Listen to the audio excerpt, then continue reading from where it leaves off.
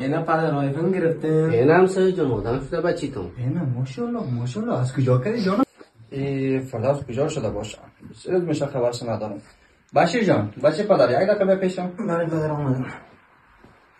بشیر جان، همین برو فرداس خبرش بر من گرفتن میتونی یا نه برو تو همین شفخانه رو ببین این طرف ببین فرداس 4 روز میشه گم است. اگر اولش نیست که ما بریم در مسجد امر اعلام کنیم این طرف اعلام کنیم که همین خبرش پیدا کنه. پدر شفاخانه چی باز قدر رفیقاش رفته باشه یک جایی.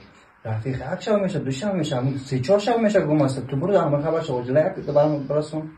ايش بدنا نفهم؟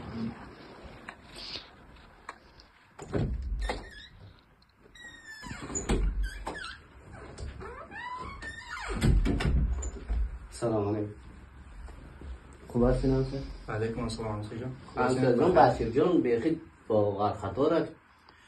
چند روز میشه که فرداس مرا خون جگر کرده 3-4 روز میشه که گم است. اینا اولش ندارم از همون خاطر بشیر روان کردم که اینا پیدا کرده بیه برام. گفت میشه جگر خون نگرم بخیر یا چی کنم یا از کجا پیدا کنم. بعد از 3 ساعت. سلام پدر. وعلیکم السلام. کجا بودی؟ 3-4 روز نبودی؟ اینا پدر آیفون گرفتیم. اینم سر جون آدم شده بچیتون. اینا ماشاءالله از کجا کردی جان پدر؟ پدر یک گردی مرا سودا کردم پدر اینا. یک گردی مرا سودا آیفون گرفتیم. جان پدر. الو.